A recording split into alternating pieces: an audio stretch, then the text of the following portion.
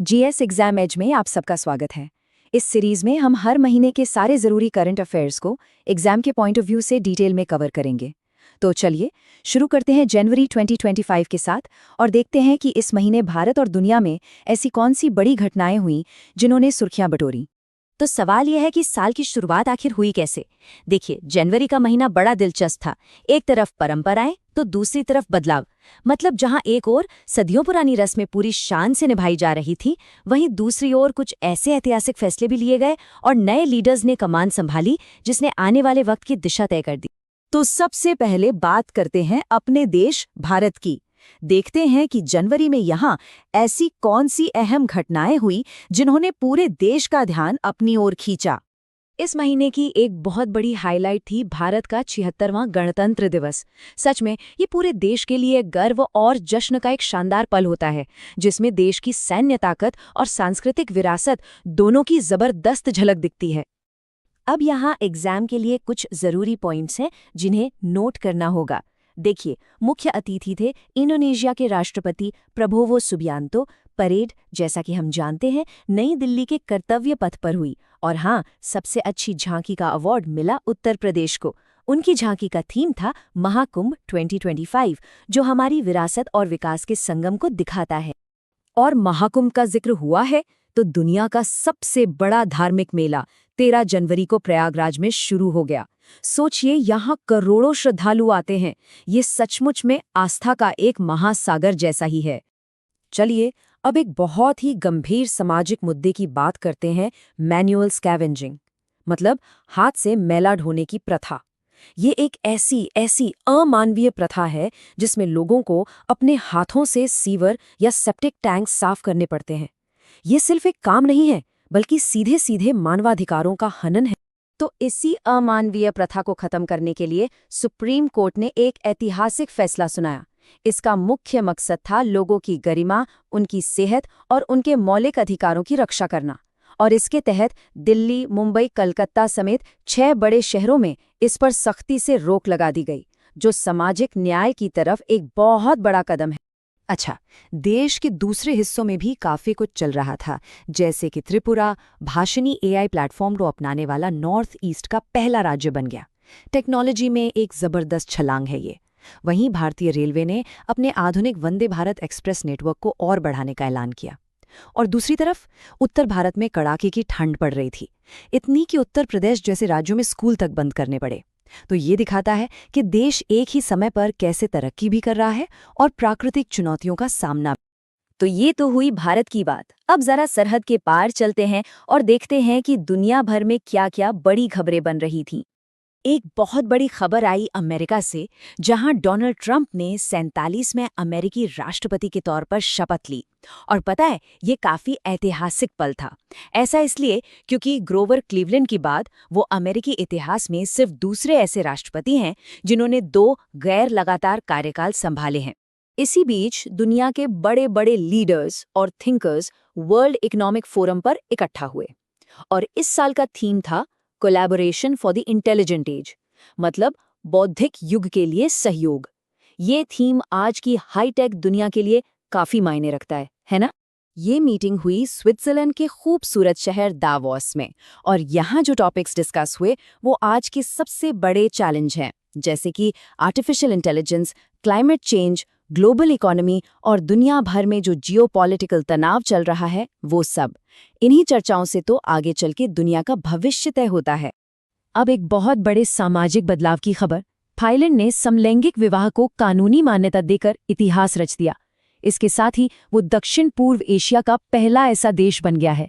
ये LGBTQ+ अधिकारों के लिए एक बहुत बड़ा मील का पत्थर है, जिसका असर पूरे इलाके में देखने को मिलेगा।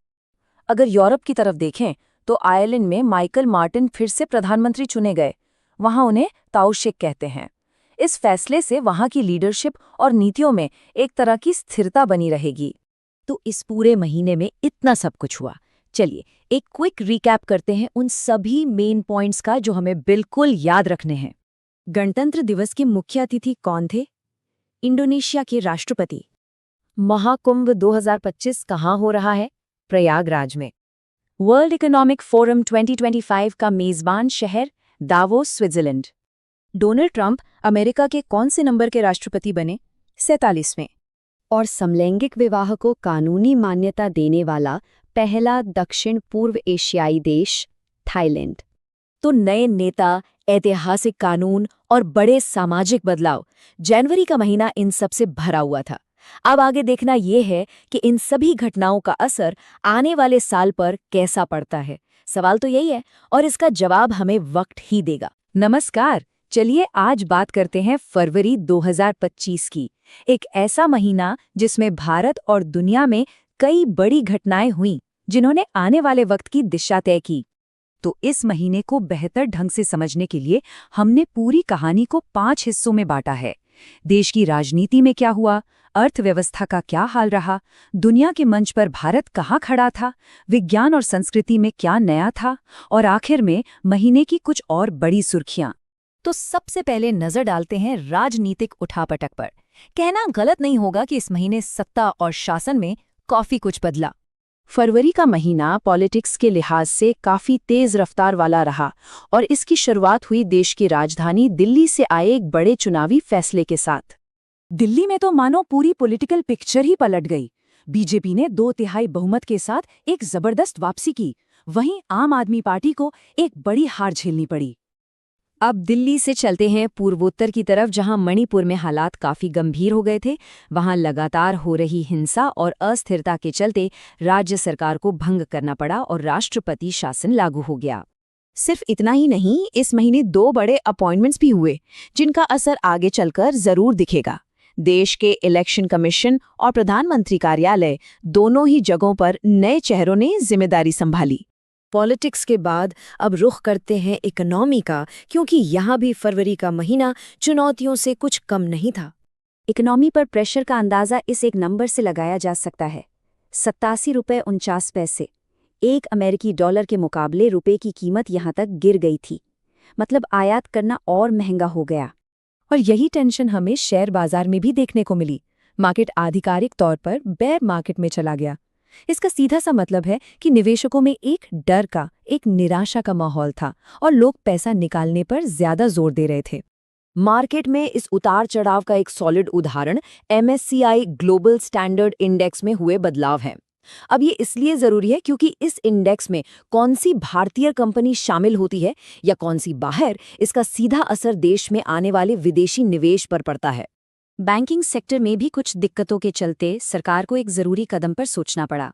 बात हो रही है बैंक डिपॉजिट इंश्योरेंस की, यानी बैंकों में जमा पैसे की सुरक्षा।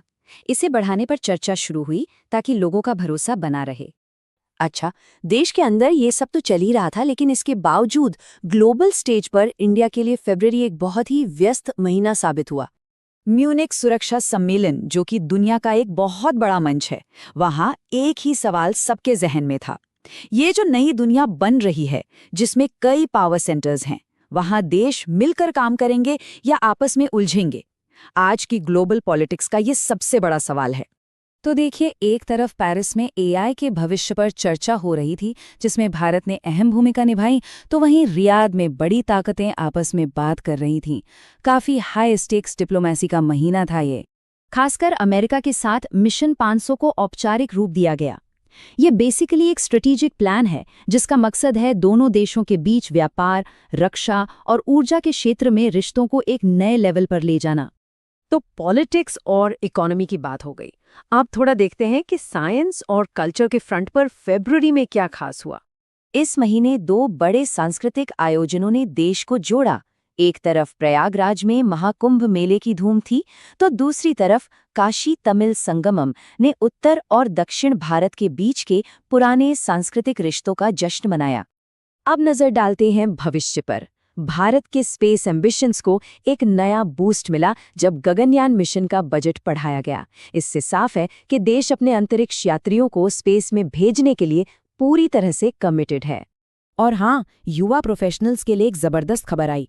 UK India young professional scheme शुरू हुई, जिससे हजारों नौजवानों को यूके में काम करने और पढ़ने का एक सुनहरा मौका मिलेगा। चलिए, अब जल्दी से कुछ और अहम खबरों पर भी एक नजर डाल लेते हैं, जो इस महीने चर्चा में रहीं। देखिए, खबरें कितनी अलग अलग थीं। स्पोर्ट्स में पंकज आडवाणी ने देश का नाम रोशन किया, तो दूसरी तरफ दक्षिण प्रशांत महासागर में एक अजीब मौसम की घटना हुई। और हाँ, एंटरटेनमेंट की दुनिया में भी SAJ अवार्ड्स के साथ काफी हलचल रही। तो जब हम पूरे महीने को एक साथ देखते हैं, राजनीति में बदलाव, इकोनॉमी पर दबाव और दुनिया भर में चल रही कूटनीति, ये सब मिलकर आने वाले वक्त के लिए एक स्टेज सेट कर चुके हैं। अब असली सवाल ये है कि फरवरी में जो कुछ हुआ वो बाकी के साल को कैसे आकार देगा। तो चलिए मार्च 2025 में वापस चलते हैं और देखते हैं कि ये महीना कैसा गुजरा। वो कौन सी बड़ी घटनाएं थीं, कौन से अहम पल थे जिन्होंने इस महीने पूरी दुनिया को एक नई शक्ल दी। आइए इन सब पर एक नजर डालते हैं। तो सवाल यही है कि आखिर मार्च 2025 को किस चीज ने परिभाषित किया। इस एक बड़े सवाल का जवाब खोजने के लिए हम 4 अलग-अलग पहलुओं पर गौर करेंगे। हमारी चर्चा 4 हिस्सों में बटी होगी। हम देखेंगे कि तरक्की ने कैसे नई ऊंचाइयों को छुआ, फिर बात करेंगे कि लीडरशिप ने क्या दिशा दी, दुनिया के किन कोनों में तनाव का माहौल बना, और आखिर में ये भी देखेंगे कि जागरूकता ने हम सबको कैसे एक साथ जोड़ा। इससे हमें महीने की पूरी तस्वीर समझने में मदद मिलेगी। तो सबसे पहले बात करते हैं तरक्की की, यानी प्रोग्रेस की।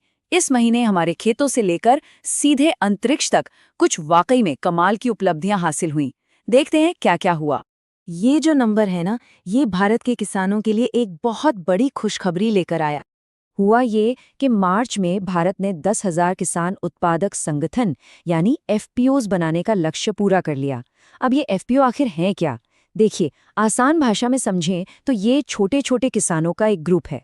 जब वो सब साथ आते हैं तो एक बड़ी ताकत बन जाते हैं। इससे होता यह है कि उन्हें अपनी फसल का बेहतर दाम मिलता है और बिचौलियों की भूमिका भी कम हो जाती है।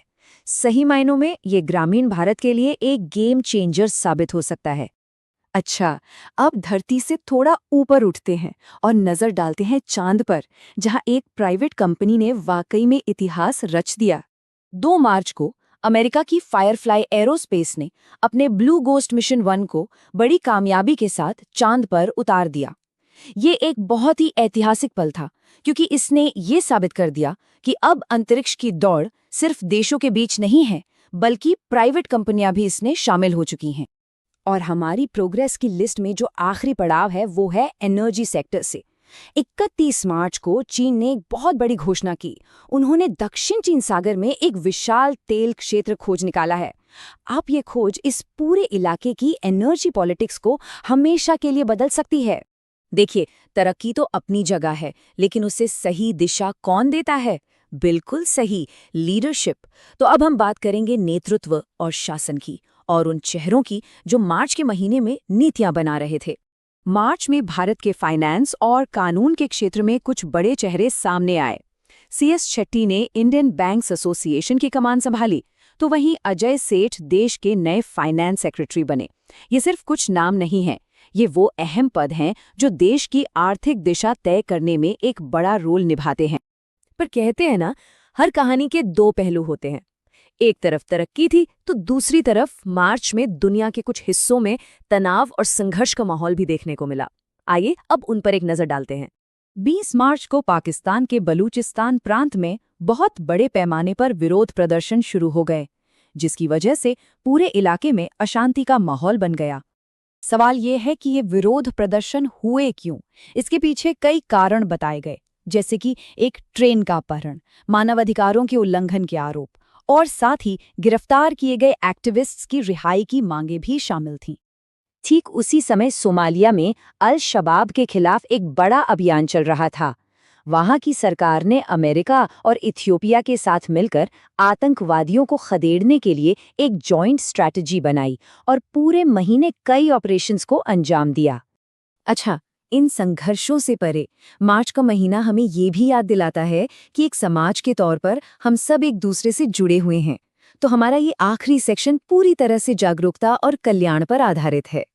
भारत के राजस्थान में सरकार ने स्टूडेंट्स की सुरक्षा के लिए एक बहुत अच्छी पहल शुरू की। इसका नाम है शिक्षा संजीवनी बीमा योजना। इस योजना के तहत हर एक स्टूडेंट को 1 लाख रुपए का एक्सीडेंटल इंश्योरेंस कवर दिया गया। इसका सीधा सा मतलब ये है कि भगवान ना करे, अगर कोई अनहोनी हो भी जाए तो पढ़ाई नहीं रुकनी चाहिए। अब जरा उन खास दिनों की बात करते हैं जो मार्च में दुनिया भर में मनाए गए। 8 मार्च को था अंतर्राष्ट्रीय महिला दिवस, दुनिया भर की महिलाओं की उपलब्धियों का जश्न मनाने का दिन। फिर आया 14 मार्च, पाई डे। ये दिन गणित और विज्ञान के प्रति हमारे जुनून का प्रतीक है। 22 मार्च को विश्व जल दिवस ने हम सबको ये याद दिलाया कि पानी कितना कीमती है और इसे बचाना कितना जरूरी है। और महीने के आखिर में 30 मार्च को मनाया गया अंतर्राष्ट्रीय जीरो वेस्ट डे, जिसका मकसद है एक सस्टेनेबल भविष्य के लिए कचरे को कम करना।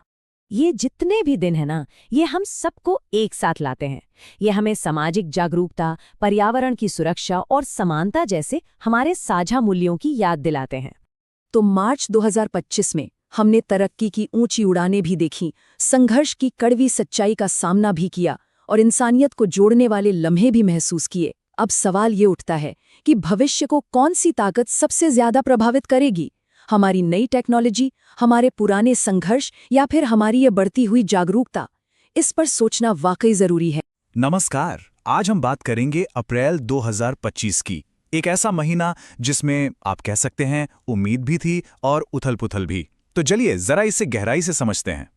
तो सवाल ये उठता है कि अप्रैल 2025 को हम कैसे याद रखें? एक संघर्ष भरे महीने के तौर पर या फिर तरक्की के महीने के तौर पर? असल में कहानी दोनों तरफ की है।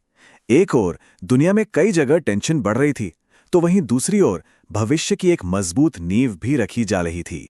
तो शुरुआत करते हैं सुरक्षा और सामाजिक अशांति से। अप्रैल के महीने में ये साफ दिखा कि दुनिया के अलग अलग कोनों में तनाव कैसे पनप रहा था। फ्रांस में पॉलिटिकल प्रोटेस्ट चल रहे थे, तो उधर नेपाल में पूरे देश में टीचर्स ने हड़ताल कर दी थी। मतलब दुनिया के कई हिस्से सामाजिक और राजनीतिक उथल-पुथल से गुजर रहे थे। माहौल कहना होगा काफी अस्थिर था। अब आते हैं भारत की तरफ, जहां जम्मू और कश्मीर की खूबसूरत बैसारन घाटी में एक बहुत ही दुखद घटना हुई। वहां एक आतंकी हमला हुआ जिसमें 26 बेगुनाह लोगों की जान चली गई और 20 से ज्यादा लोग घायल हुए। जाहिर है इस घटना ने पूरे इलाके की सिक्योरिटी पर बहुत बड़े सवाल खड़े कर दिए। शुरुआती रिपोर्ट्स ने इस हमले के लिए पाकिस्तान से ऑपरेट करने वाले एक ग्रुप को जिम्मेदार ठहराया और इसके बाद भारत और पाकिस्तान के बीच जो टेंशन पहले से थी वो और भी ज्यादा बढ़ गई। लेकिन देखिए, एक तरफ जहां ये सुरक्षा की चिंताएं थीं, वहीं दूसरी तरफ भारत की इकोनॉमी एक जबरदस्त रफ्तार पकड़ रही थी। चलिए इसी पर नजर डालते हैं। जरा इस नंबर पर गौर कीजिए, 1,70,000 करोड़ रुपए। ये खादी और ग्रामोद्योग आयोग यानी केबीआईसी का रिकॉर्ड सालाना टर्नओवर था। सोचिए भारत की ग्रामीण अर्थव्यवस्था के लिए ये कितनी बड़ी, कितनी जबरदस्त बात है। और हां, ये सिर्फ एक आंकड़ा नहीं है, इसके पीछे लाखों ग्रामीण कारीगरों की मेहनत है, खासतौर पर उन महिलाओं की जिन्हें इससे सीधा रोजगार मिला। ये उनके हुनर और उनके सशक्तिकरण की कहानी है। इकोनॉमी की बात चली रही है तो एक और बड़ी खबर थी इलेक्ट्रॉनिक सेक्टर से। यहां भारत ने एक बहुत ही बड़ा और एम्बिशियस कदम उठाया। सरकार ने लॉन्च की प्रोडक्शन लिंक्ड इंसेंटिव स्कीम, जिसे पीएलआई स्कीम भी कहते हैं। मतलब सीधा सा है, भारत में बनाओ, सरकार से इंसेंटिव पाओ। मकसद एक तो देश को इलेक्ट्रॉनिक्स मैन्युफैक्चरिंग का हब बनाना और दूसरा हजारों की तादाद में नई नौकरियां पैदा करना। तो ये जो तरक्की की गाड़ी थी वो सिर्फ फैक्ट्रियों में नहीं रुक रही थी, ये पटरी पर भी दौड़ रही थी। मेरा मतलब है, इसने भारत के इंफ्रास्ट्रक्चर, खासतौर पर हाई स्पीड रेल प्रोजेक्ट्स को एक नई जान दे दी। इसे सिर्फ एक तेज ट्रेन समझने की गलती मत कीजिएगा, ये तो सफर करने के पूरे तरीके में एक क्रांति लाने जैसा है। मतलब हम जो पारंपरिक रेल का सफर जानते हैं, उससे सीधे भविष्य की हाई स्पीड दुनिया में छलांग लगाना। और ये जो सपना है ना, अब सच होने वाला है। जापान अपनी दुनिया भर में मशहूर शिनकानसेन बुलेट ट्रेनें भारत को देगा और ये ट्रेनें दौड़ेंगी Mumbai Ahmedabad high speed rail corridor पर। अब देखिए, इतने बड़े बड़े प्रोजेक्ट्स और इतनी तेज आर्थिक ग्रोथ, ये सब हवा में तो नहीं हो सकता। इसके पीछे चाहिए एक ठोस, दूर की सोचने वाली पॉलिसी। तो सवाल ये है कि भविष्य के लिए किस तरह की नीतियां बन रही थीं? क्लाइमेट चेंज एक बहुत बड़ी चुनौती है ना? तो इससे निपटने के लिए सरकार ने नए नियम बनाए, जिनका सीधा सा मकसद था कि देश की इकोनॉमी तो बढ़े, लेकिन पर्यावरण को नुकसान कम से कम हो। मतलब ग्रोथ भी और ग्रीनरी भी। इसी सोच को आगे बढ़ाते हुए महाराष्ट्र ने इलेक्ट्रिक गाड़ियों को लेकर एक बढ़िया 2 स्टेप पॉलिसी निकाली। पहला स्टेप, लोगों के लिए इलेक्ट्रिक व्हीकल खरीदना आसान बनाओ, उन्हें इंसेंटिव्स दो। और दूसरा स्टेप, जगह जगह चार्जिंग स्टेशंस का एक जबरदस्त नेटवर्क बनाओ ताकि किसी को कोई दिक्कत ही ना हो। तो कुल मिलाकर देखें तो अप्रैल 2025 हमें एक ऐसे मोड़ पर लाकर खड़ा करता है जहां 2 रास्ते हैं। एक रास्ता है संघर्ष और तनाव का, और दूसरा है सहयोग और तरक्की का। ये महीना एक तरह से हमें याद दिलाता है कि आने वाला कल कैसा होगा, ये इस बात पर निर्भर करता है कि हम आज कौन सा रास्ता चुनते हैं, संघर्ष का या सहयोग का। ये वाकई एक बड़ा। नमस्कार। कभी-कभी ऐसा होता है ना कि कोई एक महीना आने वाले पूरे भविष्य की दिशा तय कर जाता है। मई 2025 कुछ ऐसा ही महीना था। भारत और दुनिया भर में इस महीने कई ऐसी चीजें हुई जो पहली बार हो रही थीं। कुछ बहुत ही यादगार पल थे। तो चलिए जरा करीब से देखते हैं उन अहम घटनाओं को जिन्होंने आने वाले कल की नींव रखी। हम इस पूरे महीने की कहानी को 4 हिस्सों में समझेंगे। सबसे पहले देखेंगे कि भारत ने टेक्नोलॉजी और इंफ्रास्ट्रक्चर में क्या जबरदस्त छलांग लगाई। फिर बात करेंगे समाज, लोगों के अधिकार और प्रकृति से जुड़े मामलों की। इसके बाद नजर डालेंगे ग्लोबल स्टेज पर, जहां एक तरफ दोस्ती की बातें हो रही थी तो दूसरी तरफ टकराव भी था। और आखिर में इन सबको जोड़कर देखेंगे कि ये हमारे आने वाले कल के लिए क्या इशारे करते हैं। तो चलिए पहले हिस्से से शुरू करते हैं, इंफ्रास्ट्रक्चर और टेक्नोलॉजी। ये सेक्शन भारत के उन बड़े बड़े महत्वाकांक्षी प्रोजेक्ट्स के बारे में है जिनके जरिए कल के एक नए राष्ट्र की मजबूत नींव रखी जा रही है। इस सेक्शन की सबसे मजेदार बात यह है कि इसमें ज्यादातर वो चीजें हैं जो पहली बार हो रही हैं। और ये पहलें सिर्फ ये नहीं दिखाती कि देश तरक्की कर रहा है, बल्कि ये बताती हैं कि भारत इनोवेशन को लेकर कितना गंभीर है और दुनिया में अपनी एक अलग पहचान बनाना चाहता है। 1000 करोड़ रुपए, जी हाँ, इतना बड़ा इन्वेस्टमेंट किया जा रहा है भारत के पहले एआई केंद्रित स्पेशल इकोनॉमिक जोन में, और ये बन रहा है छत्तीसगढ़ के नवा रायपुर में। अब देखिए, ये कोई मामूली इंडस्ट्रियल एरिया नहीं होगा, बल्कि ये तो एक पूरा इकोसिस्टम होगा जहां डेटा सेंटर्स, एआई कंपनियां और टॉप आईटी एक्सपर्ट्स एक साथ काम करेंगे। ये कदम भारत को एआई की दुनिया में एक बहुत बड़ी ताकत बनाने वाला है। अब एक और बड़ा नंबर देखते हैं, 47। ये संख्या है उन नए नेशनल वाटरवेज की जिन्हें सरकार 2027 तक चालू करने की तैयारी में है। जरा सोचिए, 23 राज्यों को जोड़ने वाला ये विशाल नेटवर्क। इससे न सिर्फ व्यापार और ट्रांसपोर्ट सस्ता और तेज होगा, बल्कि सड़कों पर से भी बोझ कम होगा। यानी कि ये पर्यावरण के लिए भी एक बहुत अच्छा कदम है। और ये पहली बार होने वाली चीज़ों की लिस्ट यहीं ख़त्म नहीं होती। आसमान की बात करें तो कोलार में टाटा एयरबस की जो फैक्ट्री लग रही है, वो भारत में प्राइवेट सेक्टर में हेलीकॉप्टर बनाने की शुरुआत है। और समंदर में केरल का विजनजिम पोर्ट भारत का पहला नेशनल ट्रांसशिपमेंट हब बन रहा है। इसका सीधा सा मतलब ये है कि अब बड़े बड़े जहाज़ों को सामान उतारने के लिए दूसरे देशों के बंदरगाहों पर नहीं जाना पड़ेगा, जो भारत को ग्लोबल ट्रेड का एक बड़ा सेंटर बना देगा। तो चलिए अब इन बड़े बड़े प्रोजेक्ट से आगे बढ़कर उन डेवलपमेंट्स की बात करते हैं जिनका सीधा असर हम आप जैसे लोगों, उनके अधिकारों और हमारे पर्यावरण पर पड़ रहा है। ये शायद इस महीने की सबसे बड़ी और सबसे जरूरी घोषणाओं में से एक थी। सुप्रीम कोर्ट ने एक ऐतिहासिक फैसला सुनाया कि डिजिटल एक्सेस एक फंडामेंटल राइट है। इसे आर्टिकल 21 यानी जीवन के अधिकार का हिस्सा माना गया है। मतलब साफ है, आज के डिजिटल दौर में इंटरनेट तक पहुंच अब कोई लग्जरी नहीं, बल्कि एक बुनियादी जरूरत है। इसी महीने 2 और बड़े पॉलिसी डिसीजंस हुए। एक तरफ क्लीन एनर्जी को बढ़ावा देने के लिए ग्रीन हाइड्रोजन स्कीम शुरू की गई। ये क्लाइमेट चेंज से लड़ने में भारत की बहुत मदद करेगी। तो दूसरी तरफ ये मंजूरी दी गई कि अगली जनगणना में जाति आधारित डेटा भी शामिल किया जाएगा। ये एक ऐसा मुद्दा था जिस पर सालों से बहस चल रही थी, और इससे सरकारी नीतियां बनाने में काफी मदद मिलेगी। अब एक ऐसी खबर जो दिल को छू जाती है, जो इंसान और प्रकृति के रिश्ते को दिखाती है। मुदुमलाई टाइगर रिजर्व में देश का पहला महावत काव बनाया गया है। ये सिर्फ कुछ घर नहीं है, बल्कि ये उन हाथी पालने वालों और उनके परिवारों को इज्जत देने की एक कोशिश है जो पीढ़ियों से इन शानदार जानवरों की देखभाल कर रहे हैं। पर्यावरण और टेक्नोलॉजी का एक और कमाल का मेल, दुधवा टाइगर रिजर्व और कतरनिया घाट वाइल्ड लाइफ सेंचुरी के बीच भारत की पहली विस्टाडोम जंगल सफारी ट्रेन शुरू हो गई। विस्टाडोम कोच मतलब बड़ी बड़ी कांच की खिड़कियां और छतें, जिससे लोग जंगल के बीच से गुजरते हुए जानवरों को 360 डिग्री व्यू में देख सकते हैं। ये इको टूरिज्म को एक नए लेवल पर ले जा रहा है। और अब बात करते हैं इंसानी जज्बे और हिम्मत की एक ऐसी मिसाल की जिस पर सबको गर्व होगा। सिर्फ 16 साल के विष्णु कार्तिकेय पतकांती। इन्होंने वो कर दिखाया जो अच्छों के लिए एक सपना ही रह जाता है। इन्होंने दुनिया के 7 महाद्वीपों की सबसे ऊंची चोटियों पर तिरंगा फहराया, और ऐसा करने वाले ये सबसे कम उम्र के भारतीय बन गए हैं। ये सिर्फ एक रिकॉर्ड नहीं है, ये लाखों नौजवानों के लिए एक बहुत बड़ी प्रेरणा है।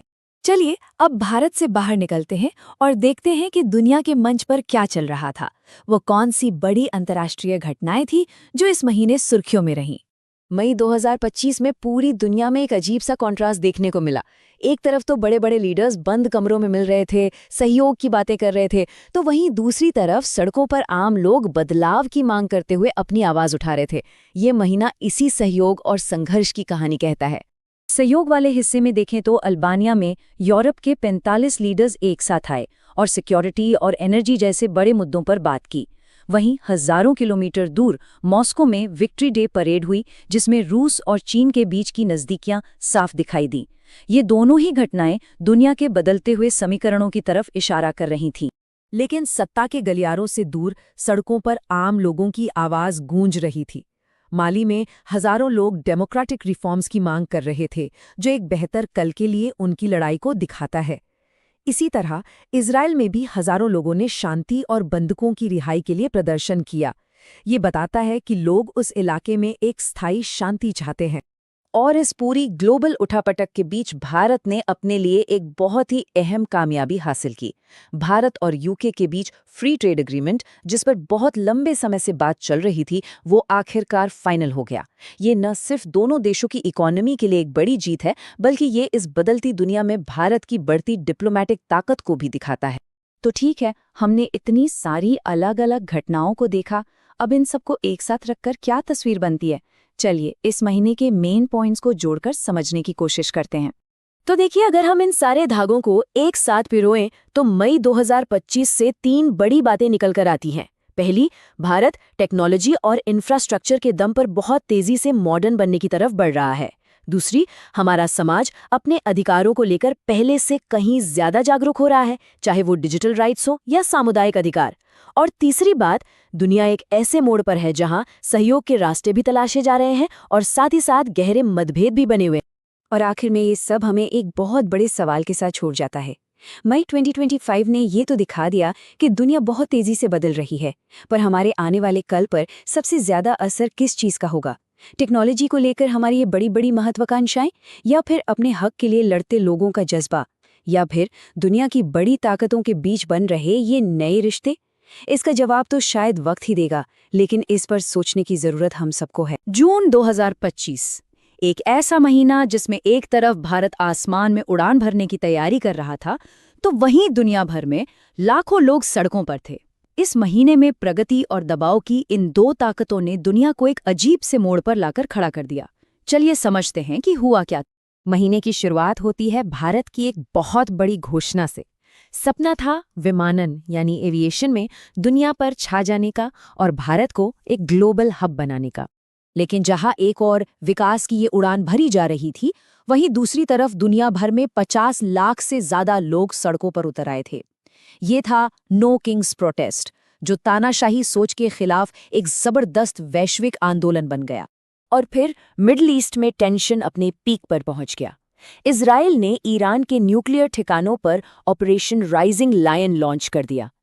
इस एक घटना ने पूरी दुनिया को एक नए और बड़े संघर्ष की चिंता में डाल दिया था। तो चलिए इन घटनाओं को एक एक करके समझते हैं। सबसे पहले बात करते हैं भारत की, जहां जून का महीना विकास और प्रगति की कई बड़ी बड़ी कहानियां लेकर आया। तो हुआ ये कि नई दिल्ली में भारत सरकार और IATA ने मिलकर इंडिया एविएशन विजन 2047 लॉन्च किया। ये सिर्फ कोई कागजी प्लान नहीं था, बल्कि भारत को दुनिया के एविएशन मैप के सेंटर में लाने का एक बहुत ही बोल्ड कदम था। और ये तरक्की सिर्फ आसमान तक ही सीमित नहीं थी, जमीन पर भी बड़े काम हो रहे थे। जैसे कि मुंबई नागपुर समृद्धि महामार्ग पूरी तरह से खुल गया। उधर उत्तर प्रदेश में एक नया पावर प्लांट शुरू हुआ। मतलब देश भर में कनेक्टिविटी और एनर्जी के क्षेत्र में तेजी से काम चल रहा था। लेकिन शायद इन सब में सबसे बड़ी उपलब्धियों में से एक शिक्षा के क्षेत्र में थी। गोवा ने 95% से ज्यादा लिटरेसी रेट यानी साक्षरता दर हासिल कर ली। ये एक पूर्ण साक्षर राज्य बनने की दिशा में एक ऐतिहासिक मील का पत्थर था। अब देखिए, आर्थिक और सामाजिक प्रगति के साथ साथ भारत अपनी रक्षा क्षमताओं को भी मजबूत कर रहा था। नए एंटी सबमरीन जहाज़ों को नेवी में शामिल किया गया और साथ ही दूसरे देशों के साथ मिलकर मिलिट्री एक्सरसाइज भी की गई। मतलब भारत की रक्षा आधुनिकीकरण की रफ्तार काफी तेज हो गई थी। और इस मॉडर्नाइजेशन का एक बहुत बड़ा हिस्सा था आई स्टार प्रोजेक्ट, जिसे लगभग 10,000 करोड़ रुपए की लागत से मंजूरी मिली। इस प्रोजेक्ट का मकसद इंडियन एयरफोर्स की निगरानी और जासूसी की ताकत को कई गुना बढ़ाना था, जो भविष्य की सुरक्षा चुनौतियों के लिए एक बहुत अहम कदम है। तो एक तरफ सरकारें ये बड़ी बड़ी योजनाएं बना रही थी, लेकिन दूसरी तरफ दुनिया भर की जनता भी अपनी आवाज बुलंद कर रही थी।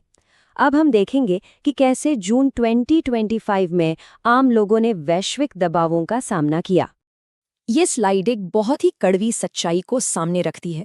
सोचिए, एक तरफ वर्ल्ड एनवायरनमेंट डे पर प्लास्टिक प्रदूषण को हराने जैसे नारे दिए जा रहे थे और दूसरी तरफ भारत और पाकिस्तान में रिकॉर्ड तोड़ गर्मी पड़ रही थी। तापमान 48 डिग्री तक पहुंच गया था, जिससे लाखों लोगों की जिंदगी मुश्किल में थी। और ये गुस्सा सिर्फ पर्यावरण तक ही सीमित नहीं था। दुनिया भर के 2100 से ज्यादा शहरों में 50 लाख से भी ज्यादा लोग नो किंग्स प्रोटेस्ट के लिए सड़कों पर उतरे। ये उस साल के सबसे बड़े ग्लोबल प्रोटेस्ट्स में से एक था, जो कथित तौर पर बढ़ती तानाशाही के खिलाफ था। इसी बीच अमेरिका के लॉस एंजलिस में एक और बड़ा विरोध प्रदर्शन शुरू हो गया। ये प्रदर्शन बड़े पैमाने पर लोगों को देश से निकालने के खिलाफ था और इस मुद्दे ने कई देशों के साथ डिप्लोमैटिक टेंशन भी पैदा कर दी। लोगों के विरोध और पर्यावरण के दबाव के बीच दुनिया के देश भी अपनी रणनीतियों को बदल रहे थे। हमारा तीसरा विषय इसी जियोपॉलिटिकल टेंशन और नई सिक्योरिटी एंगल्स पर फोकस करता है। दुनिया भर में बढ़ते तनाव को देखते हुए नाटो ने द हेग में एक बहुत बड़ा फैसला लिया। सदस्य देशों ने अपने डिफेंस खर्च को अपनी जीडीपी के 5% तक बढ़ाने पर सहमति जताई। ये पिछले टारगेट से 2 गुने से भी ज्यादा था और एक बड़े सैन्य बदलाव का संकेत दे रहा था। और ये तनाव सिर्फ एक संभावना नहीं रह गया था। मिडल ईस्ट में इजराइल और ईरान के बीच की दुश्मनी अब सीधी मिलिट्री कार्रवाई में बदल गई। इजराइल ने ईरान के न्यूक्लियर प्रोग्राम को निशाना बनाते हुए ऑपरेशन राइजिंग लायन शुरू कर दिया। तो जून 2025 की इन सारी घटनाओं से हमारे लिए मुख्य टेकअवेज क्या हैं? चलिए एक नज़र डालते हैं उन ज़रूरी पॉइंट्स पर। तो कुल मिलाकर जून 2025 की कहानी यही है। एक तरफ भारत की विकास की महत्वाकांक्षा, दूसरी तरफ वैश्विक सामाजिक और पर्यावरण का दबाव, और इन सब के बीच बढ़ता हुआ जियोपॉलिटिकल तनाव। ये तीनों ही ताकतें एक दूसरे से जुड़ी हुई थी और दुनिया की आने वाली दिशा तय कर रही थीं। और ये हमें एक आखिरी सवाल पर लाकर छोड़ देता है। जून 2025 को असल में किस चीज़ ने ज़्यादा परिभाषित किया? विकास और कुछ नया बनाने की हमारी इच्छा ने, या फिर वो बंटवारे और तनाव जो हमें चुनौती दे रहे थे? शायद असली जवाब ये है कि ये दोनों एक ही सिक्के के 2 पहलू हैं। तो चलिए बात करते हैं जुलाई 2025 की। एक ऐसा महीना जो हमें याद दिलाता है कि इंसानियत एक ही वक्त में सितारों तक पहुंचने का सपना देख सकती है और अपनी ही जमीन पर मुश्किलों से जूझ भी सकती है। एक तरफ तो थीं बड़ी बड़ी कामयाबियां और दूसरी तरफ दुनिया के कई हिस्से चुनौतियों से घिरे हुए थे। आइए इस महीने की कहानी के इन दोनों पहलुओं को जरा और करीब से समझते हैं। ये महीना एक बड़ा ही दिलचस्प विरोधाभास दिखाता है। देखिए, एक तरफ है भारत की अंतरिक्ष में उड़ान, जो दिखाती है कि संभावनाएं कितनी असीम हैं, और दूसरी तरफ है हमारी अपनी धरती, जहां आज भी शांति की तलाश जारी है। बस इसी खींचतान को हम आज समझने वाले हैं। तो शुरुआत करते हैं उन लम्हों से जिन्होंने भारत को गर्व महसूस कराया। ये महीना सिर्फ टेक्नोलॉजी में आगे बढ़ने का ही नहीं, बल्कि हमारे लोकतांत्रिक मूल्यों के सम्मान का भी गवाह बना। देखते हैं कैसे। 18। अब ये सिर्फ एक नंबर लग सकता है ना? लेकिन जुलाई 2025 में इसी एक नंबर ने भारत के लिए इतिहास रच दिया। ये अंतरिक्ष में भारत की बढ़ती हुई ताकत का प्रतीक है। कोई अंदाजा लगा सकता है कि ये किस बारे में होगा? जी हां, ये वो 18 दिन थे जो भारतीय अंतरिक्ष यात्री शुभांशु शुक्ला ने इंटरनेशनल स्पेस स्टेशन पर बिताए। उनकी सुरक्षित वापसी सिर्फ एक मिशन का अंत नहीं थी, बल्कि ये भारत के लिए स्पेस में एक नए दौर की शुरुआत थी। यह हमारी वैज्ञानिक शक्ति और हमारे इरादों का एक जीता जागता सबूत है। अब जहां एक तरफ भारत ने अंतरिक्ष में अपना लोहा मनवाया, वहीं दूसरी तरफ जमीन पर अपने लोकतंत्र की जड़ों को भी और मजबूत किया। और इसी को दिखाती है हमारी अगली संख्या 17, और इसका ताल्लुक हमारे लोकतांत्रिक मूल्यों के जश्न से है। ये 17 वो सांसद हैं जिन्हें 27 जुलाई को प्रतिष्ठित पार्लियामेंट्री रत्न अवार्ड से सम्मानित किया गया। देखिए, ये सिर्फ एक अवार्ड नहीं है, ये इस बात की पहचान है कि एक मजबूत लोकतंत्र के लिए बहस, चर्चा और असाधारण काम की कितनी जरूरत होती है। ये उन लोगों का सम्मान है जो हमारे लोकतंत्र को मजबूत बनाते हैं। ये उपलब्धियां बेशक बहुत जरूरी हैं, लेकिन किसी भी देश का भविष्य तो आज लिए गए फैसलों से बनता है। तो अब हम देखेंगे कि कैसे भारत ने जुलाई में न सिर्फ अपने देश में बल्कि दुनिया के मंच पर भी भविष्य की नींव रखी, वाराणसी से लेकर रियो डी जेनेरो तक। वाराणसी में एक बहुत बड़ी मुहिम ने आकार लिया, नशा मुक्त युवा फॉर विकसित भारत। ये सिर्फ एक नारा नहीं है, बल्कि जमीनी स्तर पर एक कोशिश है जो ये मानती है कि एक विकसित देश की नींव उसके सेहतमंद और समर्पित युवाओं पर ही टिकी होती है। ये पहल दिखाती है कि देश सिर्फ बड़ी बड़ी नीतियों से नहीं, बल्कि सामाजिक जागरूकता से भी बनता है। और भारत का असर सिर्फ अपनी सरहदों तक ही नहीं रुका। रियो डी जेनेरो में हुए 17वें ब्रिक्स शिखर सम्मेलन में ये बात साफ हो गई। जहां दुनिया के कई देश अभी भी एआई की चुनौतियों को समझने की कोशिश कर रहे हैं, वहीं भारत ने इसके लिए ग्लोबल नियम बनाने की बात की। ये कदम ग्लोबल साउथ की लीडरशिप और भविष्य की टेक्नोलॉजी को जिम्मेदारी से आकार देने की भारत की सोच को दिखाता है। लेकिन जब हम भारत की तरक्की को देखते हैं तो ये याद रखना भी जरूरी है कि दुनिया के कई हिस्सों में हालात अब भी ठीक नहीं हैं। तो अब हम उस दुनिया की तरफ चलते हैं जहां संघर्ष और समाधान की तलाश एक साथ चलती है, जहां तनाव और बातचीत एक दूसरे के आमने सामने खड़े हैं। 1,34,000 ये सिर्फ एक आंकड़ा नहीं है, ये 1,34,000 से ज्यादा जिंदगियों, घरों और सपनों की कहानी है जो एक पल में बिखर गए। ये एक अंतर्राष्ट्रीय संकट की मानवीय कीमत है। ये वो नागरिक हैं जिन्हें 24 जुलाई को कंबोडिया और थाईलैंड के बीच बॉर्डर पर हुई झड़पों की वजह से अपना घर-बार छोड़ना पड़ा। जब भी सरहदों पर तनाव बढ़ता है तो इसकी सबसे भारी कीमत आम लोगों को ही चुकानी पड़ती है, जिन्हें अपनी जान बचाने के लिए सब कुछ पीछे छोड़ना पड़ता है। और ये हमें उस सदियों पुराने सवाल पर वापस ले आता है कि जब सरहदों पर तनाव इतना बढ़ जाए तो शांति का रास्ता क्या है? क्या डिप्लोमेसी इस मुश्किल का जवाब दे सकती है? जुलाई में दुनिया के नेताओं ने इसी सवाल का जवाब ढूंढने के लिए एक बहुत जरूरी कदम उठाया। और बॉर्डर पर चल रही उस अफरा तफरी के ठीक उलट न्यूयॉर्क में डिप्लोमेसी अपना काम कर रही थी। यूनाइटेड नेशंस ने दुनिया के सबसे पेचीदा संघर्षों में से एक इजरायल फिलिस्तीन मुद्दे के लिए एक व्यवस्थित रास्ता बनाने की कोशिश की। ये 15 महीने का फ्रेमवर्क एक बहुत बड़ा प्रयास है जो ये दिखाता है कि बातचीत का रास्ता भले ही लंबा हो, लेकिन उसे कभी छोड़ा नहीं जाता। तो हमने इस महीने के अलग अलग धागों को देखा, अंतरिक्ष की महत्वाकांक्षा से लेकर जमीन के संघर्ष तक। अब इन सभी को एक साथ बुनकर देखते हैं कि जुलाई 2025 की पूरी तस्वीर आखिर दिखती कैसी है। तो संक्षेप में कहें तो जुलाई 2025 की कहानी यही है। एक तरफ भारत की उपलब्धियां हैं, स्पेस में एक नया मुकाम, ब्रिक्स में लीडरशिप और युवाओं को देश से जोड़ने की एक पहल, और इसी के समानांतर चल रही हैं दुनिया की चुनौतियां, एक क्षेत्रीय संघर्ष की मानवीय कीमत और मिडिल ईस्ट में शांति के लिए एक और कूटनीतिक कोशिश। ये दोनों पक्ष मिलकर ही इस महीने की पूरी सच्चाई बनाते हैं। तो आखिर जुलाई 2025 हमें किस सोच के साथ छोड़ जाता है? शायद ये कि इंसान की कहानी हमेशा दो समानांतर पटरियों पर चलती है।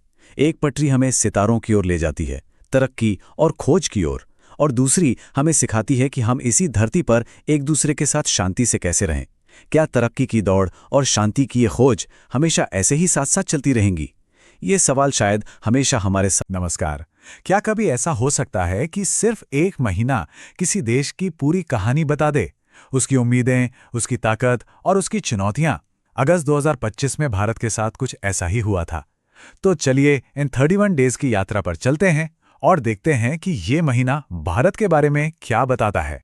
तो सवाल यही है, क्या अगस्त 2025 सिर्फ बड़े बड़े वादों और महत्वाकांक्षाओं का महीना था, या जमीन पर कुछ ठोस काम भी हुआ?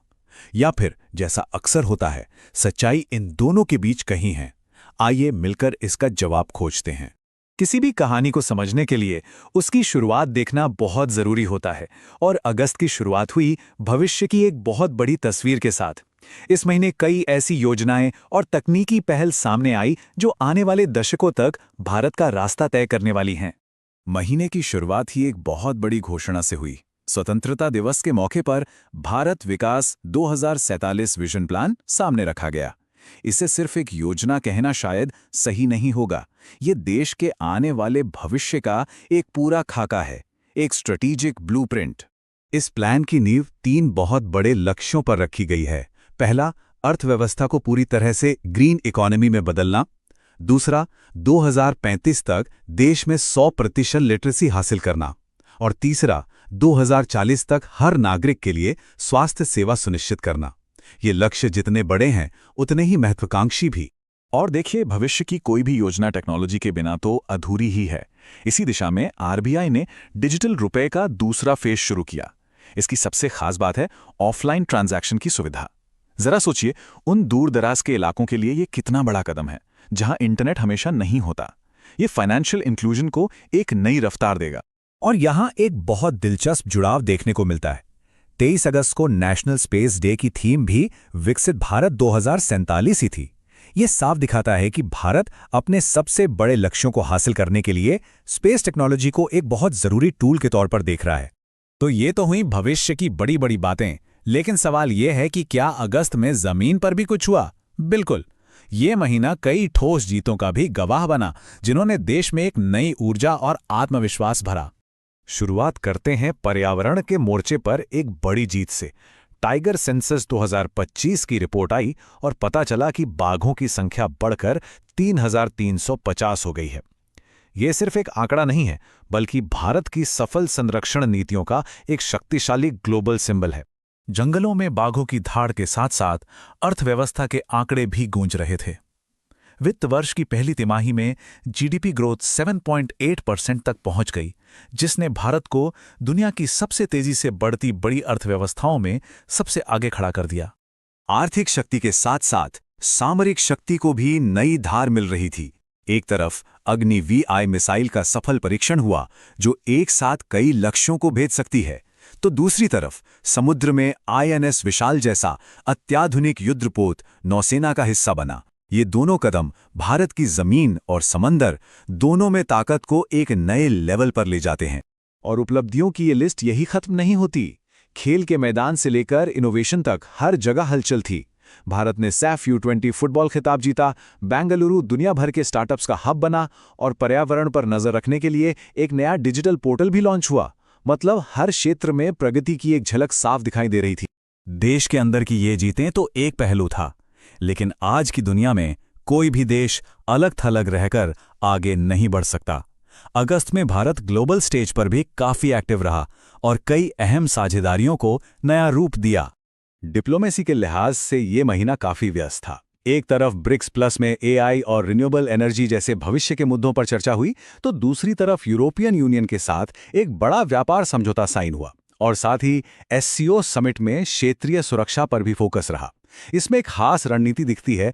भारत एक साथ अलग अलग मंचों पर अपने अलग अलग हितों को साध रहा है, एक बहुत मुश्किल संतुलन बनाते हुए। तो इन सभी बैठकों में आखिर बात किस पर हो रही थी? अगर हम ध्यान से देखें तो 5 चीजें बार बार सामने आती हैं: व्यापार, सुरक्षा, टेक्नोलॉजी, AI का भविष्य और ऊर्जा। यही वो प्राथमिकताएं थीं जो अगस्त में भारत की विदेश नीति की दिशा तय कर रही थीं। लेकिन किसी भी देश की कहानी सिर्फ उसकी जीतों से नहीं बनती। तस्वीर का एक दूसरा पहलू भी होता है। अगस्त की इन उपलब्धियों के साथ साथ कुछ चुनौतियां और इतिहास की कुछ यादें भी जुड़ी थी, जिन्हें नजरअंदाज नहीं किया जा सकता। यही इस महीने की सबसे दिलचस्प बात है।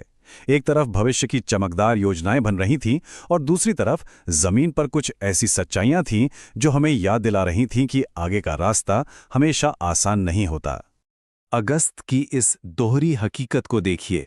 एक तरफ देश के भीतर प्रकृति का कहर था। 5 अगस्त को उत्तरकाशी में आई विनाशकारी बाढ़, तो दूसरी तरफ हमारे पड़ोस में एक बड़ी हलचल थी। 25 अगस्त से इंडोनेशिया में शुरू हुए बड़े पैमाने पर विरोध प्रदर्शन। इंडोनेशिया में ये प्रदर्शन राजनीतिक सुधारों की मांग कर रहे थे, जैसे कि संसद सदस्यों का निलंबन और अधिकारियों के वेतन में कटौती। इस घटना पर सिर्फ इंडोनेशिया ही नहीं, बल्कि मलेशिया, अमेरिका और जर्मनी जैसे देशों की भी नजर थी, जो इस क्षेत्र की स्थिरता के लिए एक अहम संकेत था। चुनौतियों के अलावा अगस्त का महीना यादों का भी था। यह हमें अपने इतिहास की तरफ ले गया। हिरोशिमा दिवस पर शांति की जरूरत को याद करते हुए और अगस्त क्रांति दिवस पर आज़ादी के संघर्ष को याद करते हुए। इसने हमें अपनी जड़ों से भी जोड़ा, नेशनल हैंडलूम डे पर, और हमारे भविष्य की ओर भी इशारा किया, इंटरनेशनल यूथ डे पर। और इसी महीने याद किया गया महात्मा गांधी का वो ऐतिहासिक नारा, करो या मरो। ये सिर्फ इतिहास का एक पन्ना नहीं है, बल्कि ये वही भावना है जो आज भी देश की महत्वाकांक्षा और एक्शन में कहीं ना कहीं झलकती है।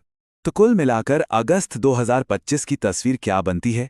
ये एक ऐसे राष्ट्र की तस्वीर है जो एक साथ कई दिशाओं में बढ़ रहा है, जिसकी नजरें भविष्य पर हैं, जिसकी मुट्ठियां ताकत से भरी हैं, लेकिन जिसके पैर अपनी जमीन पर हैं, जो अपने इतिहास को भी याद रखता है और आज की चुनौतियों से भी आंखें नहीं चुराता। तो आखिर में बस एक सवाल बचता है। हमने देखा कि ये महीना प्रगति और जोखिम दोनों के बीच संतुलन साधने का था। सोचने वाली बात यह है कि यही संतुलन क्या भारत के आने वाले कल की सितंबर 2025 एक ऐसा महीना जो दो बिल्कुल अलग अलग कहानियां कह रहा था। एक तरफ भारत में नई नई टेक्नोलॉजी और लोकतंत्र की जीत के चर्चे थे, वहीं दूसरी तरफ दुनिया में कई जगह सड़कों पर गुस्सा और विरोध प्रदर्शन हो रहे थे। तो आखिर हुआ क्या जब ये तरक्की और टकराव आमने सामने आए? आइए इसी को समझते हैं। 32 बिट। अब ये सिर्फ कोई टेक्निकल टर्म नहीं है, बल्कि ये एक देश के बड़े सपने की निशानी है। ये नंबर हमें एक ऐसी कहानी की तरफ ले जाता है, आत्मनिर्भरता और इनोवेशन की कहानी, जिसने देश के टेक्नोलॉजी के भविष्य को हमेशा के लिए बदल कर रख दिया। और ये कहानी है विक्रम 32 की। ये है भारत का पहला अपना 32 बिट का स्वदेशी माइक्रोप्रोसेसर। मतलब अब हमारे फोन, कंप्यूटर, यहां तक कि डिफेंस इक्विपमेंट का जो दिल है वो भारत में ही बनेगा। तो ये सिर्फ एक चिप नहीं है, बल्कि विदेशी टेक्नोलॉजी पर हमारी निर्भरता को कम करने की तरफ, आत्मनिर्भर भारत की तरफ एक बहुत बहुत बड़ा कदम है। अच्छा, अब एक दूसरे नंबर पर आते हैं, 452। अब इसका टेक्नोलॉजी से तो कोई लेना देना नहीं है, पर यह भारत की एक और बहुत बड़ी ताकत दिखाता है, और वो है हमारा लोकतंत्र, हमारी लोकतांत्रिक प्रक्रिया। ये नंबर असल में एक बहुत ही जरूरी चुनाव के नतीजे को दिखाता है। जी हां, ये 452 वो वोट थे जिनसे भारत को मिले अपने 15वें उपराष्ट्रपति।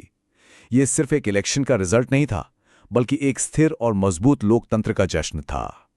तो देखिए, सितंबर 2025 भारत के लिए टेक्नोलॉजी और डेमोक्रेसी दोनों ही मामलों में बड़ी जीत लेकर आया। तो चलिए सबसे पहले भारत की इस टेक्नोलॉजी वाली छलांग को जरा और करीब से देखते हैं। ये सिर्फ एक दो आविष्कारों की बात नहीं थी, ये तो एक पूरी लहर थी जो हर सेक्टर को बदल रही थी। और ये देखिए, ये वो फ्यूचर है जो अब हकीकत बन रहा था। जैसे कि 1 सितंबर को गुजरात में multi lane free flow tolling system से टोल प्लाजा की लंबी लाइनें खत्म हो गईं। फिर था आदिवाणी एआई, जो हमारी आदिवासी भाषाओं को बचाने का काम कर रहा था, एक तरह से हमारी भाषाई धरोहर को संभाल रहा था। और बात जब हमारे युवाओं की हुई तो एम्स दिल्ली का नेवर अलोन ऐप, ये ऐप स्टूडेंट्स को 24/7 मेंटल हेल्थ सपोर्ट दे रहा था। तो टेक्नोलॉजी सच में लोगों की जिंदगी को आसान और बेहतर बना रही थी। लेकिन भारत की कहानी सिर्फ चिप्स और कोड तक ही नहीं थी। ये जो तरक्की की लहर थी, ये हमारे समाज और लोकतंत्र की जड़ों को भी और मजबूत कर रही थी। कुछ और बड़ी उपलब्धियों को देखें तो एक तरफ तो सीपी राधाकृष्णन के रूप में देश को नए उपराष्ट्रपति मिले, और दूसरी तरफ एजुकेशन में भी एक जबरदस्त छलांग। हमारी साक्षरता दर जो 2011 में 74% थी, वो बढ़कर 80.9% हो गई। कमाल है ना। और फिर 2 सितंबर को समुद्र प्रदक्षिणा मिशन, इसमें हमारी तीनों सेनाओं की बहादुर महिला ऑफिसर्स ने दुनिया का चक्कर लगाने का मिशन शुरू किया। महिला सशक्तिकरण की एक नई मिसाल। पर सवाल यह है कि क्या तरक्की की ये कहानी पूरी दुनिया में एक जैसी ही थी? और यहीं से हमें सिक्के का दूसरा पहलू भी देखना होगा, क्योंकि जिस वक्त भारत अपनी कामयाबियों का जश्न मना रहा था, उसी वक्त दुनिया के कई हिस्सों में माहौल काफी अलग था। वहां अस्थिरता थी, बेचैनी थी। तो अब जरा दुनिया के मंच पर नजर डालते हैं, जहां तस्वीर बिल्कुल अलग थी। यहां हवा में उथल पुथल थी, लोगों का गुस्सा था, और इसने कई देशों को अपनी चपेट में ले लिया था। मिसाल के तौर पर 2 देश देखिए, नेपाल और मोरक्को। दोनों ही जगहों पर जेन ज़ी यानी कि युवा पीढ़ी सड़कों पर उतर आई थी। उनकी मांगें भी लगभग एक जैसी ही थीं, भ्रष्टाचार खत्म हो और एक बेहतर भविष्य मिले। लेकिन दोनों कहानियों का जो अंत था वो एक दूसरे से काफी अलग था। नेपाल में तो बदलाव की रफ्तार वाकई हैरान करने वाली थी। सोचिए 8 सितंबर को प्रदर्शन शुरू हुए और सिर्फ 5 दिन में 13 सितंबर तक लोगों के दबाव में आकर प्रधानमंत्री केपी शर्मा ओली को इस्तीफा देना पड़ा। ये थी युवा शक्ति की ताकत का एक जबरदस्त नजारा। और ये जो उथल-पुथल थी ना, ये सिर्फ विकासशील देशों तक ही नहीं थी। दुनिया की 2 बड़ी ताकतों में भी हालात कुछ ठीक नहीं चल रहे थे। ब्रिटेन में एक बड़े कैबिनेट फेरबदल से सरकार हिल गई थी और उधर अमेरिका में बजट को लेकर ऐसी राजनीतिक गतिरोध हुई कि सरकारी कामकाज ठप होने का खतरा बन गया था। अच्छा, अब वापस भारत आते हैं, क्योंकि तरक्की की इस कहानी के बीच देश को कुछ बड़ी चुनौतियों का भी सामना करना पड़ रहा था। 12 ये नंबर किसी टेक्नोलॉजी की कामयाबी का नहीं है, बल्कि एक कुदरती आफत में हुई तबाही का है। ये एक दुखद याद है कि चाहे हम कितनी भी तरक्की कर लें, कुदरत की ताकत के आगे हम कितने छोटे हैं। ये नतीजा था 23 सितंबर को कोलकाता में बादल फटने से आई भयानक बाढ़ का। इस आफत में कम से कम 12 लोगों की जान चली गई और सिटी ऑफ जॉय की जिंदगी जैसे थमसी गई थी। लेकिन कहते हैं ना कि ऐसी ही मुश्किल घड़ियों में किसी देश का असली चरित्र सामने आता है, उसका लचीलापन, उसका कभी हार ना मानने का जज्बा। और इसकी एक छोटी सी झलक हमें खेल के मैदान पर भी देखने को मिली। उसी मुश्किल वक्त में जब एक शहर बाढ़ से लड़ रहा था, तब हमारी फुटबॉल टीम ने कैफा नेशंस कप में 3रा स्थान हासिल किया। ये देश के लिए मुस्कुराने की एक छोटी पर बहुत जरूरी वजह थी। ये इस बात की याद दिलाता था कि हर मुश्किल हालात में भी उम्मीद की एक किरण हमेशा होती है। तो चलिए अब इस पूरी कहानी के दोनों हिस्सों को एक साथ रखकर देखते हैं। एक तरफ तरक्की, दूसरी तरफ टकराव। तो इस विरोधाभास का आखिर मतलब क्या है? इस महीने की पूरी कहानी एक तरह से यहाँ एक नज़र में है। देखिए, जहाँ भारत टेक्नोलॉजी, शासन और युवा शक्तिकरण में आगे बढ़ रहा था, ठीक उसी वक्त दुनिया के दूसरे हिस्से इन्हीं चीज़ों को लेकर सामाजिक अशांति और राजनीतिक अस्थिरता से जूझ रहे थे। और आखिर में ये सब हमें एक बहुत बड़े सवाल के साथ छोड़ जाता है। सितंबर 2025 हमें ये याद दिलाता है कि तरक्की का रास्ता कोई सीधी सड़क नहीं है, इसमें मोड़ भी हैं और उतार चढ़ाव भी।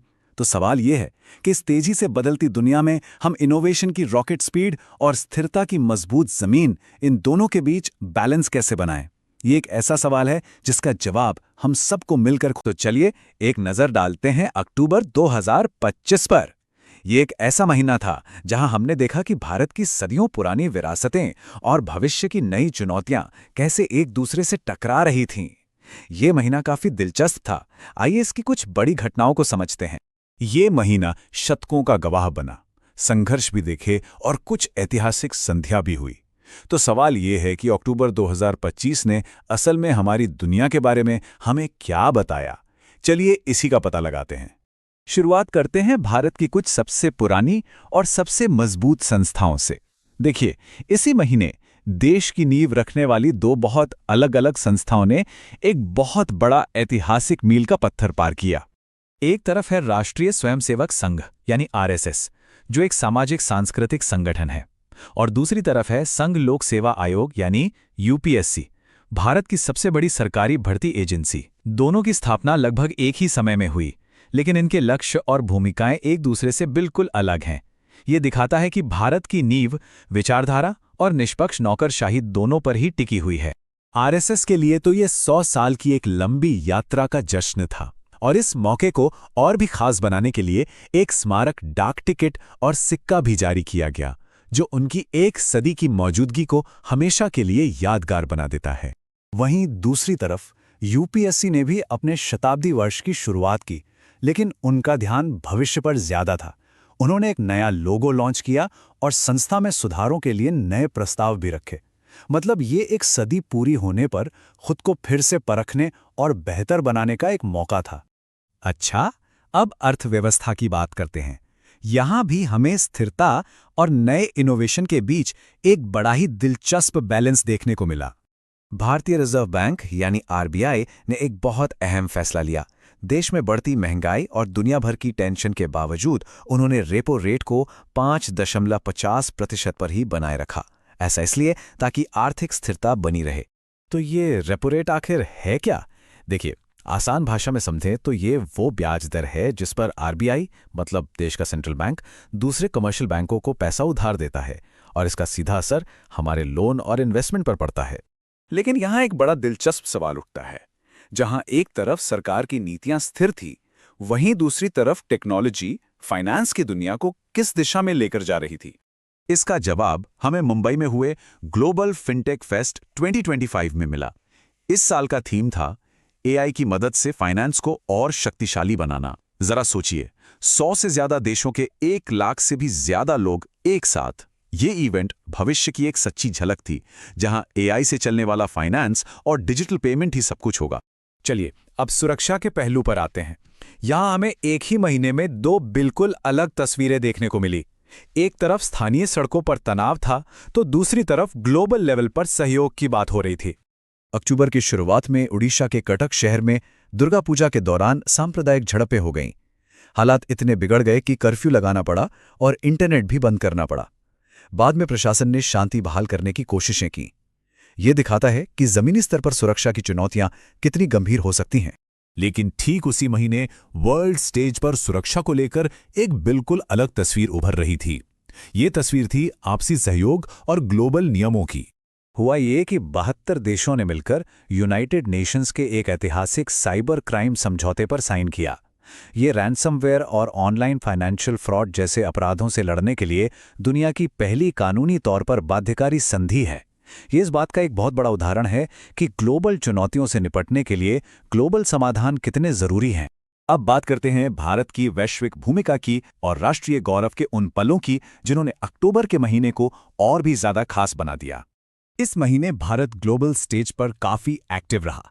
एक तरफ भारत ने कुआलालंपुर में 47th आसियान समिट में हिस्सा लिया, तो वहीं दूसरी तरफ नई दिल्ली में इंडो पैसिफिक रीजनल डायलॉग की मेजबानी भी की। इतना ही नहीं, समुद्री अर्थव्यवस्था को बढ़ावा देने के लिए नए डीप सी फिशिंग जहाजों का भी उद्घाटन किया गया। ग्लोबल मंच पर अपनी मौजूदगी दर्ज कराने के साथ साथ देश के अंदर भी एकता और उपलब्धि के उन पलों का जश्न मनाया गया जिन पर पूरे देश की नजर थी। खेल के मैदान की बात करें तो विदर्भ ने रेस्ट ऑफ इंडिया को हराकर ईरानी कप अपने नाम किया, जो क्रिकेट में एक बहुत बड़ी उपलब्धि मानी जाती है। वहीं देश ने सरदार वल्लभ भाई पटेल की 150वीं जयंती के मौके पर राष्ट्रीय एकता दिवस मनाया। ये दिखाता है कि कैसे खेल और इतिहास दोनों ही राष्ट्रीय गौरव को जगाते हैं। सरदार पटेल की 150वीं जयंती को पूरे देश में बड़े सम्मान के साथ मनाया गया। जगह जगह परेड और सांस्कृतिक कार्यक्रमों ने देश की एकता की भावना को और भी मजबूत किया। तो इस पूरे विश्लेषण से हम क्या सीख सकते हैं? पहली बात तो ये कि हमारी सदियों पुरानी संस्थाएं आज अपनी भूमिका पर फिर से विचार कर रही हैं। दूसरी, अर्थव्यवस्था को चलाने के लिए स्थिरता और नई तकनीक दोनों जरूरी हैं। तीसरी, सुरक्षा के लिए स्थानीय शांति और ग्लोबल नियम दोनों की जरूरत है। और चौथी बात, हमारी राष्ट्रीय पहचान देश के अंदर और बाहर दोनों ही मंचों पर बनती है। तो अंत में एक बड़ा सवाल ये है, जब हम सदियों पुरानी विरासतों और बिल्कुल नई चुनौतियों से भरी इस दुनिया में आगे बढ़ रहे हैं, तो आज की कौन सी सुर्खियां हैं जो कल का इतिहास बनेंगी? सोचने वाली बात है। तो चलिए बात करते हैं नवंबर 2025 की। एक ऐसा महीना जो जीत, एक नई सोच और तेजी से भरे हुए फैसलों का महीना था। देखते हैं कि आखिर इस महीने में क्या क्या खास हुआ। तो शुरुआत करते हैं महीने की सबसे बड़ी, सबसे शानदार खबर से। भारत ने पहली बार, जी हां पहली बार, ICC women's cricket world cup का खिताब अपने नाम किया। एक ऐतिहासिक जीत। देखिए, ये सिर्फ एक क्रिकेट की जीत नहीं थी। इस जीत ने ना पूरे देश में जश्न का एक माहौल बना दिया। ये वो राष्ट्रीय गौरव था जो हमें मैदान के बाहर भी, हमारे सांस्कृतिक कार्यक्रमों में भी साफ दिखाई दे रहा था। और इस जबरदस्त जीत के हीरो कौन थे? जाहिर है कुछ कमाल के परफॉर्मेंस थे। फाइनल में शेफाली वर्मा का बल्ला भी चला और गेंद भी। 87 रन और 2 विकेट। और दीप्ति शर्मा, जिन्हें उनके ऑलराउंड खेल के लिए प्लेयर ऑफ द टूर्नामेंट चुना गया। वाकई कमाल का प्रदर्शन। और जैसा मैंने कहा, जीत का ये जज्बा सिर्फ क्रिकेट के मैदान तक ही सीमित नहीं रहा। पूरे देश में जश्न का माहौल था। एक तरफ भारत पर्व मनाया गया जो सरदार वल्लभ भाई पटेल की 150वीं जयंती को समर्पित था, और दूसरी तरफ जनजातीय गौरववर्ष पखवाड़ा, जिसमें हमारी आदिवासी संस्कृति और उनके योगदान को सम्मान दिया गया। तो एक तरफ तो ये जश्न था, और दूसरी तरफ देश को बनाने की दिशा में भी कुछ बहुत जरूरी कदम उठाए जा रहे थे। नवंबर का महीना भारत के डिजिटल और आर्थिक भविष्य को और भी मजबूत करने वाला साबित हुआ। आज के डिजिटल जमाने में एक सवाल हम सबके मन में होता है, हमारा पर्सनल डेटा कितना सेफ है ना? तो बस इसी सवाल का जवाब देने के लिए सरकार ने नए DPDP यानी digital personal data protection rules लागू किए। इसका सीधा मतलब यह है कि अब लोगों को अपनी पर्सनल जानकारी पर पहले से कहीं ज्यादा कंट्रोल मिलेगा। और देखिए, इकोनॉमी के फ्रंट से भी बहुत अच्छी खबर आई। इंडस्ट्रियल प्रोडक्शन में 6.5% की जबरदस्त ग्रोथ देखने को मिली। ये इस बात का साफ संकेत था कि मैन्युफैक्चरिंग, माइनिंग और बिजली जैसे जरूरी सेक्टर्स में एक ठोस रिकवरी हो रही है। और ये जो ताकत की बात हो रही है ना, वो सिर्फ जमीन तक ही नहीं थी, अंतरिक्ष में भी भारत का परचम लहरा रहा था। हमारे इसरो ने 390 विदेशी सैटेलाइट्स लॉन्च करने का एक बहुत बड़ा माइलस्टोन पार किया। इससे ग्लोबल स्पेस मार्केट में हमारी जगह और भी पक्की हो गई। सोचिए, ये दिखाता है कि इसरो पर दुनिया को कितना भरोसा है, हमारी टेक्नोलॉजी कितनी एडवांस है। अमेरिका और जर्मनी जैसे बड़े बड़े देश अपनी सैटेलाइट्स लॉन्च करने के लिए इसरो पर भरोसा कर रहे हैं। ये बात हमें एक बड़ा ग्लोबल प्लेयर बनाती है। तो सवाल ये उठता है कि इस टेक्नोलॉजिकल और इकोनॉमिक ताकत का आखिर मतलब क्या है? इसका मतलब ये है कि भारत अब दुनिया के सामने अपनी शक्ति दिखा सकता है और साथ ही बहुत जरूरी स्ट्रेटेजिक पार्टनरशिप्स भी बना सकता है। इसी ताकत का एक नमूना था एक्सरसाइज त्रिशूल। ये एक ट्राई सर्विस ड्रिल थी, मतलब इसमें हमारी आर्मी, नेवी और एयरफोर्स तीनों ने एक साथ मिलकर अभ्यास किया। इसे नेटवर्क सेंट्रिक वॉरफेयर कहते हैं, जिसका सीधा सा मतलब है कि तीनों सेनाएं एक होकर एक सिंगल फोर्स की तरह काम कर रही थीं। जबरदस्त कोऑर्डिनेशन। और ताकत सिर्फ मिलिट्री की ही नहीं होती, इकोनॉमिक ताकत भी उतनी ही जरूरी है। इसी दिशा में भारत डेनमार्क बिजनेस काउंसिल को लॉन्च किया गया। ये पार्टनरशिप फ्यूचर की इंडस्ट्रीज पर फोकस कर रही है, जैसे ग्रीन एनर्जी, फिनटेक और लाइफ साइंसेस। ये वो सेक्टर्स हैं जो सस्टेनेबल डेवलपमेंट के लिए बहुत जरूरी हैं। तो भारत में जो ये सब हो रहा था, उसकी गूंज पूरी दुनिया में सुनाई दे रही थी। चलिए, अब जरा नजर डालते हैं कि नवंबर में ग्लोबल स्टेज पर क्या-क्या बड़े डेवलपमेंट्स हुए। जोहानिसबर्ग में हुआ 20वां G20 समिट। ये वाकई एक ऐतिहासिक पल था। क्यों? क्योंकि ये पहली बार था जब G20 समिट अफ्रीकी महाद्वीप पर हो रहा था। इससे सस्टेनेबल डेवलपमेंट और ग्लोबल इकोनॉमिक कोऑपरेशन जैसे मुद्दों को एक नया और बहुत जरूरी नजरिया मिला। उधर पब्लिक हेल्थ के मामले में मालदीव्स ने एक बहुत ही बोल्ड स्टेप लिया। उन्होंने तंबाकू पर एक जनरेशनल बैन लगा दिया। इसका मतलब यह है कि 2007 के बाद पैदा हुआ कोई भी व्यक्ति वहां स्मोकिंग या वेपिंग नहीं कर पाएगा। ये एक ऐसा फैसला है जो शायद पूरी दुनिया की हेल्थ पॉलिसीज पर असर डाले। तो इन बड़ी बड़ी खबरों के अलावा नवंबर में कुछ ऐसे खास दिन भी थे जिन्हें याद रखना जरूरी है। चलिए, एक नज़र उन पर भी डालते हैं। इस महीने हमने नेशनल एजुकेशन डे मनाया। फिर वर्ल्ड AMR अवेयरनेस वीक के जरिए हेल्थ को लेकर जागरूकता बढ़ाई गई। हमने अपने संविधान दिवस पर लोकतंत्र की नींव का सम्मान किया। और हाँ, नेशनल मिल्क डे पर भारत में दूध की क्रांति लाने वाले डॉक्टर वर्गीज कुरियन को भी याद किया। तो क्रिकेट के मैदान की जीत से लेकर डिजिटल दुनिया में हमारे बढ़ते कदम और ग्लोबल स्टेज पर हमारी लीडरशिप तक, नवंबर 2025 ने एक बात तो साफ कर दी: भारत तेजी से आगे बढ़ रहा है। और अब सवाल बस यही है कि ये रफ्तार हमें आगे क्या एक महीना, सिर्फ एक महीना, दुनिया की पूरी कहानी बदल सकता है। दिसंबर 2025 में हमने कुछ ऐसा ही होते देखा। ये महीना ताकत, विरोध और तरक्की की एक ऐसी कहानी कह गया जो वाकई देखने लायक थी। तो चलिए एक नजर डालते हैं कि उस महीने में असल में हुआ क्या था। स्क्रीन पर ये जो नंबर दिख रहा है, $4.18 ट्रिलियन, ये सिर्फ एक नंबर नहीं है। ये एक ऐसा आंकड़ा है जिसने दुनिया के आर्थिक नक्शे को हमेशा के लिए बदल कर रख दिया। जरा सोचिए, ये क्या हो सकता है? जी हाँ, यही वो नंबर था जिसने भारत को आधिकारिक तौर पर दुनिया की चौथी सबसे बड़ी अर्थव्यवस्था का ताज पहनाया। और ये दिसंबर 2025 की सबसे बड़ी, सबसे धमाकेदार खबरों में से एक थी।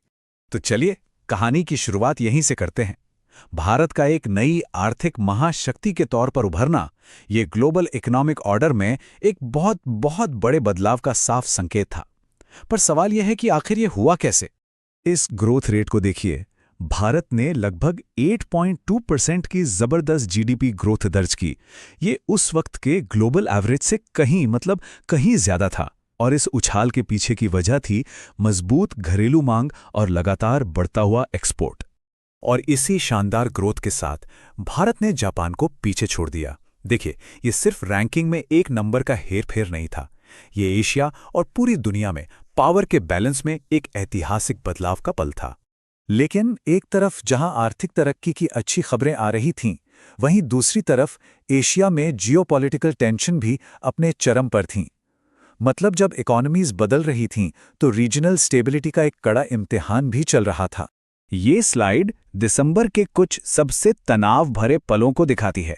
7 दिसंबर को हांगकांग में चुनाव हुए। 10 और 11 दिसंबर को कंबोडिया थाईलैंड बॉर्डर पर लड़ाई छिड़ गई। और फिर 18 से 20 दिसंबर के बीच बांग्लादेश में राजनीतिक हिंसा भड़क उठी। सबसे पहले बात हांगकांग की। 7 दिसंबर को हुए विधान परिषद चुनाव में 90 सदस्य चुने गए। नतीजों में प्रो बीजिंग उम्मीदवारों का दबदबा साफ दिख रहा था, जिसकी वजह से कई इंटरनेशनल ग्रुप्स ने कहा कि ये चुनाव पूरी तरह से आज़ाद और निष्पक्ष नहीं थे। इसके ठीक बाद 10 दिसंबर को सी गेम्स के खत्म होते ही कंबोडिया और थाईलैंड के बॉर्डर पर एक गंभीर झड़प शुरू हो गई। हालात इतने बिगड़ गए कि इलाके में कर्फ्यू तक लगाना पड़ा और पूरे रीजन में टेंशन का माहौल बन गया। और उसी समय बांग्लादेश में उस्मान हादी नाम के एक व्यक्ति की हत्या के बाद बड़े पैमाने पर हिंसा भड़क गई। दंगे और आगजनी की खबरें आने लगी। यहां तक कि कुछ जगहों पर भारतीय उच्चायोग के दफ्तरों को भी निशाना बनाया गया, जिसके चलते इंडियन वीजा सेंटर्स को कुछ समय के लिए बंद करना पड़ा। तो एक ही वक्त में दुनिया दो अलग अलग तस्वीरें दिखा रही थी। एक तरफ भविष्य की तरफ बड़ी बड़ी छलांगें लग रही थीं और दूसरी तरफ अपने ही आज के मुद्दों से जूझ रही थी। ये विरोधाभास ही दिसंबर 2025 की कहानी का सबसे दिलचस्प हिस्सा है। अब जरा तरक्की की बात करते हैं। इसरो ने अपने गगनयान मिशन के लिए एक बहुत ही जरूरी पैराशूट सिस्टम का सफल टेस्ट किया। ये भविष्य में भारतीय अंतरिक्ष यात्रियों की सेफ लैंडिंग को पक्का करने की तरफ एक बड़ा कदम था और इसने भारत को स्पेस एक्सप्लोरेशन में एक बड़े खिलाड़ी के तौर पर स्थापित कर दिया। तो एक तरफ भारत सितारों को छूने की तैयारी कर रहा था, लेकिन उसी वक्त जमीन पर लोगों की नजरें कहां थीं? चलिए देखते हैं। कहानी यहां से एक बिल्कुल अलग मोड़ लेती है। ये तस्वीरें हैं रोमानिया की। दिसंबर में हजारों लोग सड़कों पर उतर आए। ये लोग करप्शन के खिलाफ आवाज उठा रहे थे। उनकी मांग थी कि न्यायपालिका को आजाद किया जाए और बड़े अधिकारी इस्तीफा दें। अच्छा, अब जरा सैन्य गतिविधियों पर नजर डालते हैं। दिसंबर का महीना बड़े बड़े मिलिट्री ड्रिल्स का भी गवाह बना, जिसमें कई देशों ने अपनी ताकत और अपने इरादों का खुलकर प्रदर्शन किया। इस महीने 3 बड़े मिलिट्री अभ्यास हुए। भारत और यूएई के बीच डेजर्ट साइक्लोन 2, भारत और मलेशिया के बीच हरिमाऊ शक्ति 5 और चीन का ताइवान के पास जस्टिस मिशन 2025। हर अभ्यास का अपना एक खास रणनीतिक मकसद था। चीन के जस्टिस मिशन 2025 अभ्यास के पीछे का मकसद इस एक लाइन से साफ हो जाता है। ये ताइवान के पास किया गया था और इसका सीधा मतलब बाहरी ताकतों को एक कड़ा, साफ संदेश देना था। और इसी बीच भारत ने भी आत्मनिर्भरता की तरफ एक बड़ा कदम उठाया। डीआरडीओ ने VLF-HF कम्युनिकेशन सिस्टम और एयरबॉर्न जैमर जैसी 7 बेहद जरूरी देश में बनी डिफेंस टेक्नोलॉजी को सेना को सौंपा। ये भारत की रक्षा क्षमताओं को और मजबूत करने वाला एक बड़ा कदम था। तो इन सारी अलग अलग घटनाओं को एक साथ रख के देखें तो तस्वीर क्या बनती है? आर्थिक बदलाव, राजनीतिक तनाव, तकनीकी तरक्की और मिलिट्री शक्ति प्रदर्शन। चलिए समझते हैं कि यह महीना हमें आने वाले वक्त के बारे में क्या बताता है। ये टाइमलाइन पूरे महीने का एक निचोड़ है। देखिए, महीने की शुरुआत भारत के आर्थिक उदय से हुई। महीने के बीच में एशिया में बॉर्डर पर तनाव और राजनीतिक कंट्रोल बढ़ा और महीने का अंत चीन के बड़े सैन्य अभ्यास के साथ हुआ। ऐसा लगता है जैसे ये सारी घटनाएं कहीं ना कहीं एक दूसरे से जुड़ी हुई हैं। तो सवाल ये उठता है, आर्थिक समीकरणों का बदलना, मिलिट्री ताकत का प्रदर्शन और लोगों का सड़कों पर उतरकर अपनी आवाज उठाना, क्या दिसंबर 2025 हमें आने वाले दशक की एक झलक दिखा गया? ये एक ऐसा सवाल है जो सोचने पर मजबूर करता है।